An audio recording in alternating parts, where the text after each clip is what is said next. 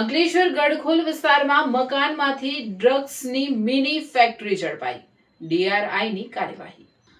અંકલેશ્વર ગડખોલ વિસ્તારમાં મકાનમાંથી ડ્રગ્સની mini factory ઝડપાઈ, ડીઆરઆઈની કાર્યવાહી। અંકલેશ્વરના ગડખોલ વિસ્તારમાં આવેલી ભાવના ફાર્મ સોસાયટીમાં આવેલા એક મકાનમાં ડ્રગ્સની મિની ફેક્ટરી ઝડપાઈ હોવાની માહિતી સામે આવી છે।